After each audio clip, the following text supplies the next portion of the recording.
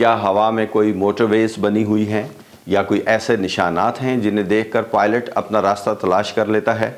کیا پائلٹ اپنا راستہ بھول سکتا ہے؟ بیرون ملک جانے والی فلائٹس، فار ایگزامپل اسلام آباد سے لنڈن جانے والی فلائٹ اپنا راستہ کیسے تلاش کرتی ہے؟ گلگت سکردو اور چترال کی فلائٹس کن راستوں پر فلائی کرتی ہیں؟ ناردرن ایریا کی فلائٹس کینسل کیوں ہو جاتی ہیں؟ بسم اللہ الرحمن الرحیم۔ آج کی اس ویڈیو میں آپ کو یہ بتاؤں گا کہ یہ فلائٹس اپنا راستہ کیسے تلاش کرتی ہیں اور کس طرح اور کن فلائٹ رولز کے مطابق آپریٹ کرتی ہیں۔ آج کی ویڈیو آپ کو بہت انٹرسٹنگ لگے گی کیونکہ ایویشن اور جہاز ہم سب کا پسندیدہ موضوع ہوتے ہیں۔ اسلام آباد ایئرپورٹ پر 2 فلائٹس ڈپارچر کے لیے تیار ہو رہی ہیں۔ Pakistan 401 Islamabad to Gilgit, Pakistan 701 to London Heathrow. Pakistan 401 Gilgit جانے والی فلائٹ کے پائلٹ کاکپٹ کے ونڈو سے باہر کا موسم کا جائزہ لے رہے ہیں۔ وہ آسمان کی طرف دیکھتا ہے اور بادلوں کی طرف دیکھتا ہے اور پھر وائرلیس پر گلگت سے رابطہ کر کے وہاں کا موسم دریافت کرتا ہے۔ وہ ایئرپورٹ ریڈار سے رابطہ کرتا ہے اور اسلام آباد کے ارد گرد کا موسم دریافت کرتا ہے۔ گلگت تک جانے والے روٹ کا موسم وہ جاننا چاہتا ہے، جبکہ دوسری طرف فلائٹ پاکستان 401 جو لنڈن ہیتھرو جانے کے لیے تیار ہے، اس کا پائلٹ کاکپٹ میں صرف اپنے انسٹرومنٹس کا جائزہ لے رہا ہے اور کاکپٹ میں لگے ہوئے کمپیوٹرز کی مدد سے اپنے روٹ اور ڈیسٹینیشنز کا جائزہ لیتا ہے۔ وہ کاکپٹ کی ونڈو سے باہر بہت کم دیکھتا ہے۔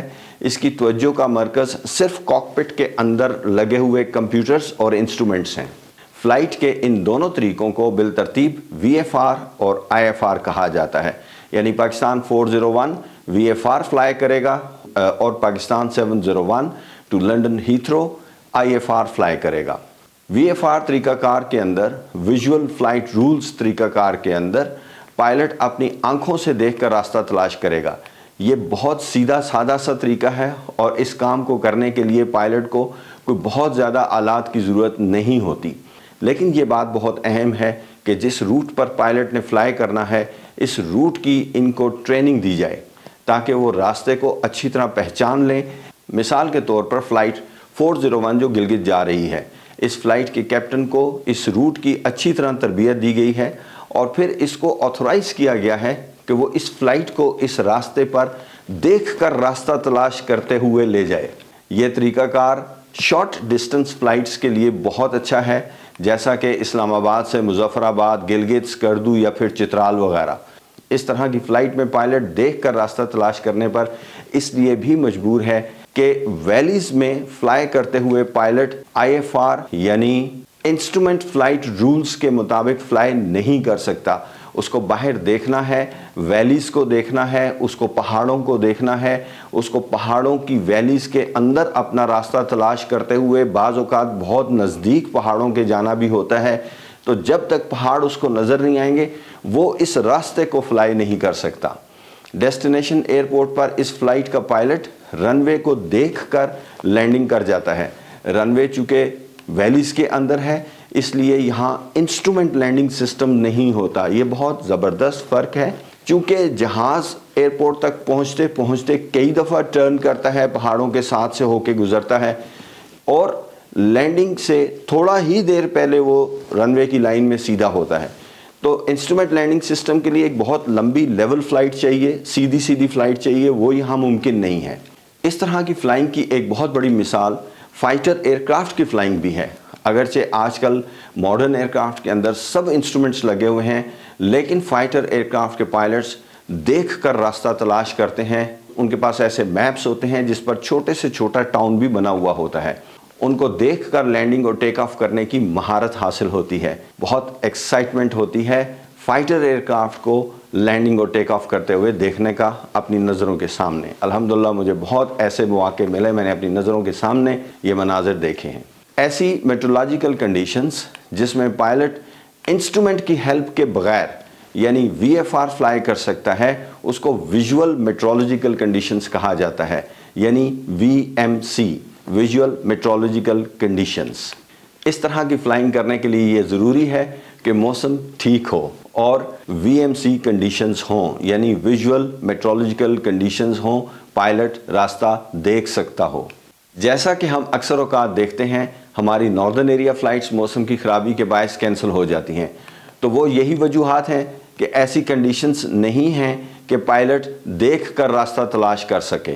VFR फ्लाई करने वाले जहाज़ों को हर वक्त किसी भी आबादी से 1000 फुट की बुलंदी पर रहना लाजमी है। ये नीचे आबादी की प्रोटेक्शन के लिए सेपरेशन रखी गई है, जबकि किसी भी पहाड़ी या ऊंची जगह से 500 फुट की बुलंदी पर रहना लाजमी है। इसकी मिसाल मैं आपको पाकिस्तान 401 फ़्लाइट से दे सकता हूं। जब ये जहाज़ इस्लामाबाद एयरपोर्ट से टेक ऑफ करके इस्लामाबाद शहर के ऊपर से गुजरता है तो उस वक्त ये शहर से 1000 फुट की बुलंदी पर होता है, और फिर मारगला की पहाड़ियों को क्रॉस करने के लिए जहाज़ मज़ीद क्लाइंब करता है, यानी 5000 फुट की बुलंदी तक चला जाता है, क्योंकि मारगला पहाड़ियों का लेवल 4500 फुट है। इसलिए जहाज़ 5000 फुट पे क्लाइंब करके मारगला की हिल्स को क्लियर करता है।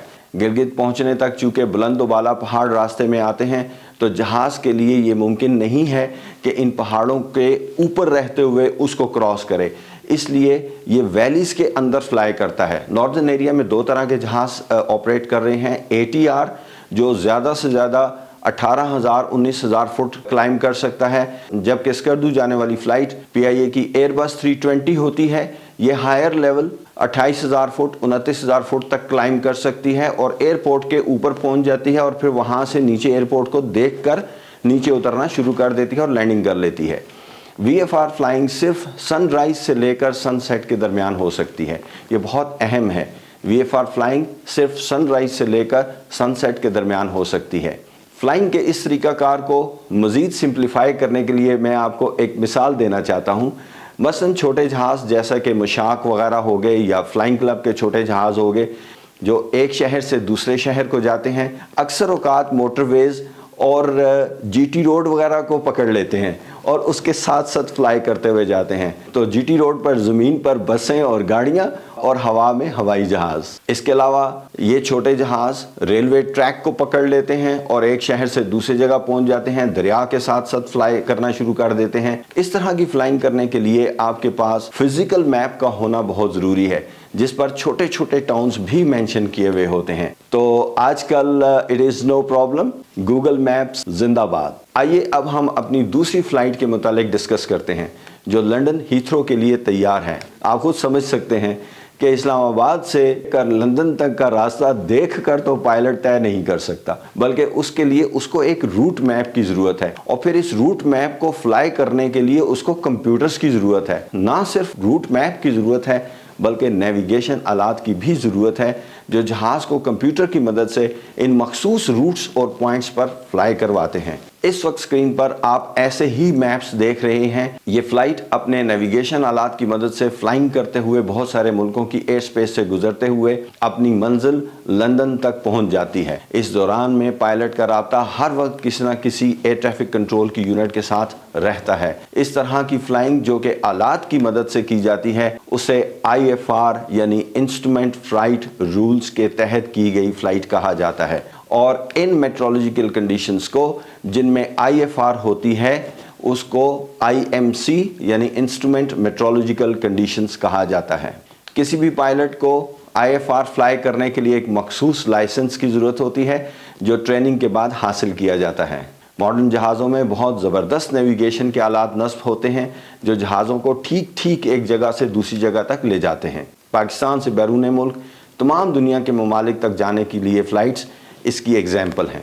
उम्मीद है आज की वीडियो आपको इन्फॉर्मेटिव और इंटरेस्टिंग लगी होगी। अगर पॉसिबल हो तो मेरे चैनल को सब्सक्राइब कर लीजिए। नेक्स्ट वीडियो तक के लिए इजाज़त चाहता हूँ। अल्लाह हाफ़िज़।